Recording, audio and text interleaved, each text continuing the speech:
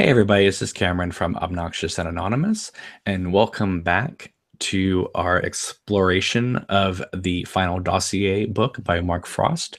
Uh, tonight's chapter is going to be Jerry Horne, and my guest today is Joey Pedras. How's it going, man? How's it going, guys? Great to be back. So, Jerry Horne, David E. Kelley came back in season 3 to reprise his amazing role and got lost in the woods and never looked back, apparently. Ended up in Wisconsin. Yeah, I think they said he ran something like hundreds of miles over the course of across at least one or two states. It's pretty good for a pawhead. I mean, limber. Anyway, I have to say, Jerry Horne was in a show full of great, memorable characters in season 1 and 2. Jerry Horne was a standout. Anytime he showed up, he was incredible. I mean, listen, when I say that, I mean, I know a lot of actors are incredible in this show, but David E. Kelley as Jerry Horne, very rarely do a character and actor completely match perfectly. Like, he just was Jerry Horne, just like Richard Beamer was Ben Horne. I'm going to be honest with you. One of the first times I watched Twin Peaks, one of the first scenes I fell in love with, the baguette scene.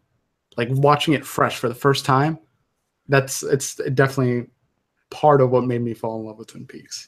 Just the gushing over the baguette. And then follow that with Ben Horne saying, Leland's daughter was murdered and the Norwegians left. And then Jerry says, now I'm depressed.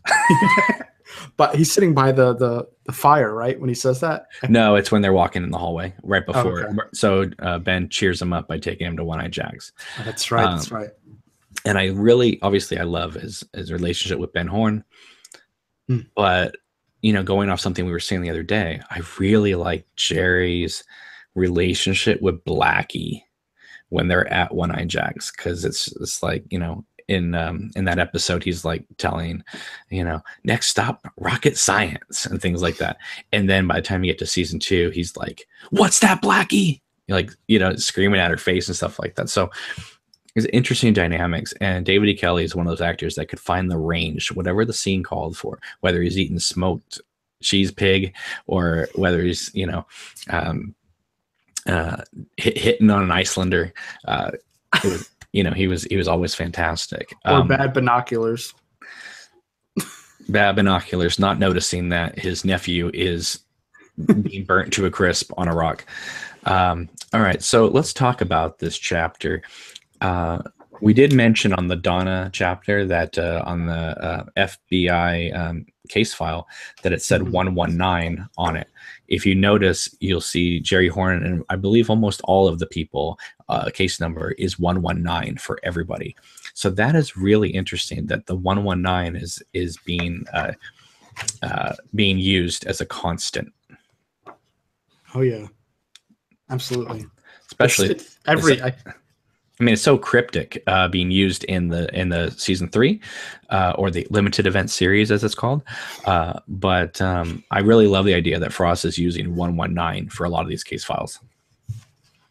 I mean, I honestly think it's on most of them looking at it now. Huh. That's pretty interesting. Interesting. It's a little detail that a lot of people don't notice quite, right at first, but it's pretty interesting.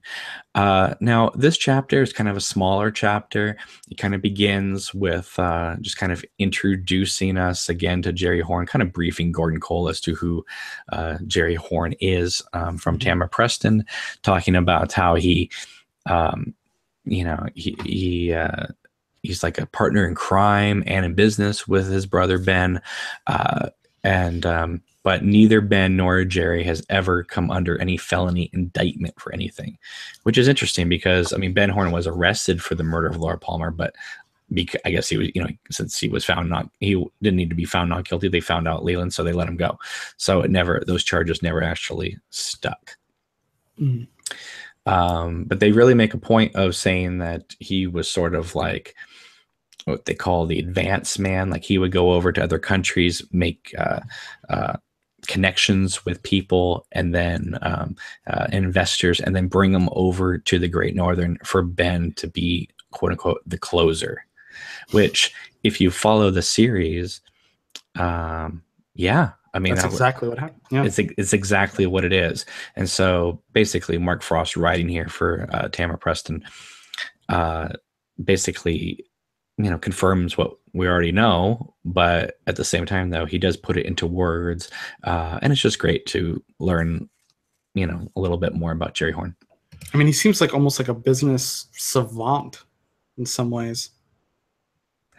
Oh, definitely. And then it continues to say that over the past 10 years, Jerry Horne actually took the Horne Company into,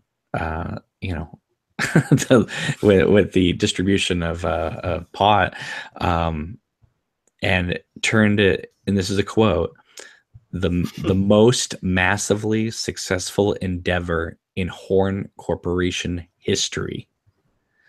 So forget about the Great Northern and the Ghostwood Estate.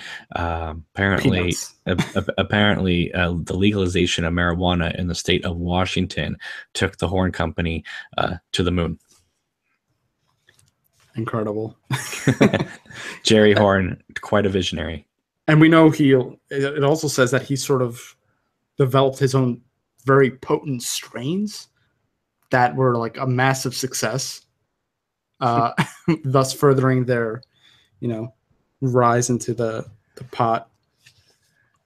And it also says, he attended Woodstock. He became an associate of the author who wrote One Flew Over the Cuckoo's Nest, who was based out of Portland. Yeah, so it's just kind of funny, just kind of going into his marijuana company. I do like this line here where it says, in his older age, Jerry has undoubtedly mellowed, given that by this point he must have stockpiled levels of THC in his system that could preserve a woolly mammoth. You know what? That is the Jerry Horne that we saw in season 3. Absolutely. He just can't get down from that high at all. At all. So much so that his foot is like talking to him in one scene. Just fractions. He's just fractions of a person now. Multiple people. And then it goes on to say Jerry has been known to paddle a canoe to the middle of a lake. My favorite part. Activate the system by remote control and crank up the volume to 11. So good stuff there.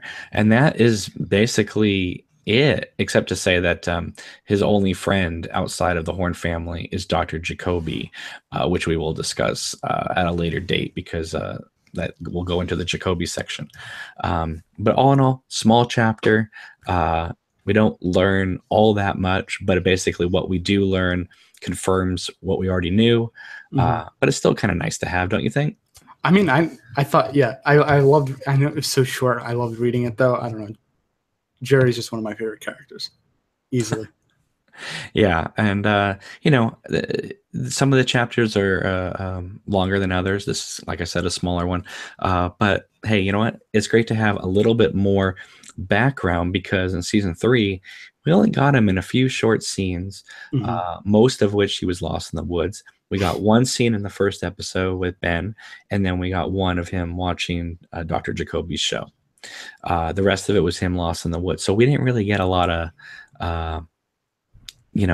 background into how he got to where he is. So this is nice. It kind of brings us up to speed. Let me throw this out to you, though. Do you think this would have hurt your experience with season 3 if you had read this chapter prior to seeing it? No, I think there's some in this book that I think would have, but his, I think, would have elevated it even more. Again, I think it would have given it a little bit of context. So even though while it was wildly enjoyable to watch, at least as a reader, you would know, oh, this is why we're here. The good news is that the book is out now. So when the Blu-ray set comes out, you'll be able to re-experience it now knowing this information, Yes. which is wonderful.